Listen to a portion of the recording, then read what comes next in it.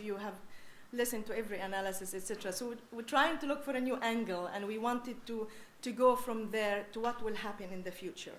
And he himself said, hold me to my action, because he understands and he keeps saying, I'm not naive. One speech is not going to eradicate all this mistrust that we had with the Muslim world. So I'll stop here, and I'm going to be very fictive and ruthless with time, because I'm going to give the speakers only about 10 minutes.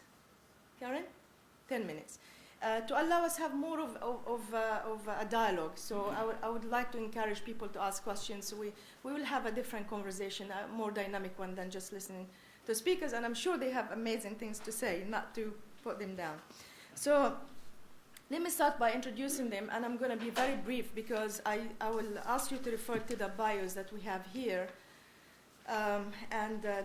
Each one of them has a remarkable career, and please refer to this and read it. Unfortunately, Ambassador Shukri of Egypt could not be with us today because he was sick, and he felt passionate that he doesn't want to share his germs with you, so he stayed there. So you have to be grateful to that. But instead, we have Amr Ramadan, who's the DCM of the Egyptian Embassy. And we're happy to have him here today, and I think we will give him the first word, since the president chose Cairo and not Jakarta. You're not taking it personal, right? No. To speak, and of course, Amr has served in Geneva as well before he came here, and he was in the Egyptian Foreign Ministry, and he has a long career. And as I said, it's all in the bio here. So without any further delay, I'll ask Amr to start, and I'm going to keep an eye on the time. So 10 minutes, please. Thank you, and good morning, everybody. Let me first apologize for the absence of Ambassador Shukri. As Nadia mentioned, he wished very much to be with us today. And consequently, I don't have any prepared remarks to share with you, so I would speak out of my mind. So bear with me, maybe some not very much structured remarks that I will try to share with you, and probably during the Q&A session we have more engagement. First of all, of course, an Egyptian, and I'm speaking personally here, I was very much happy to see that the president, even during the campaign, has announced or committed himself to give that speech to the Muslim world. And the speech in itself is not that important, but probably what the idea behind the speech is that he wants to engage with the Muslim world. He wants to have more dialogue with the Muslim world. So the vehicle to do that was to start with the speech. The issue of the site that Nadia mentioned, whether he would like to give that speech in Indonesia, where he spent part of his life, or in Egypt, I guess is maybe some people would deem it as an important issue. Of course, it is an important issue, but I guess it's more trivial if you look to the content or the major crux of that movie in itself.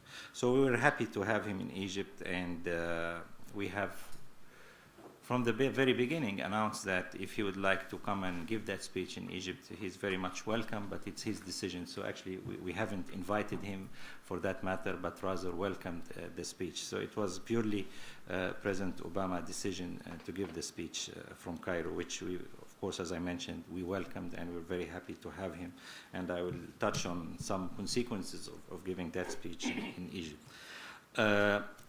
After President Obama took office, of course, you know, he started with some gestures and also steps in his effort to engage with the Muslim world. One was that was Al Arabiya interview.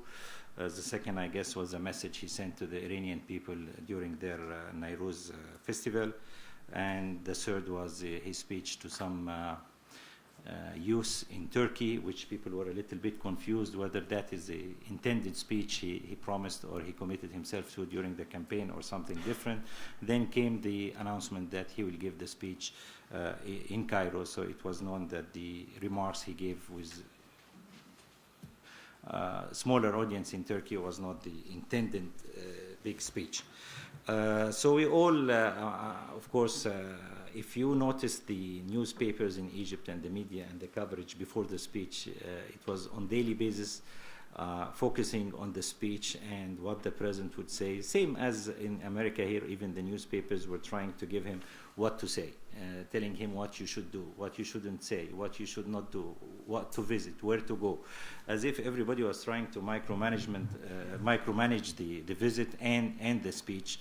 And I really felt sorry for the president that he has to deal with all that sort of information and input coming in such a public forum. Anyway, we all listened to the speech, and I guess we had a chance even to read the transcript afterwards. And generally speaking, it was very positive in the effect how it addressed maybe 7 or 8 issues. The way the president announced that he really wants to have a new start, a new beginning, without neglecting or going away from any U.S. principles. So it's not, the way he put it is that we would like to engage with you, but at the same time, this doesn't mean that our shared values or American values, to that matter, are going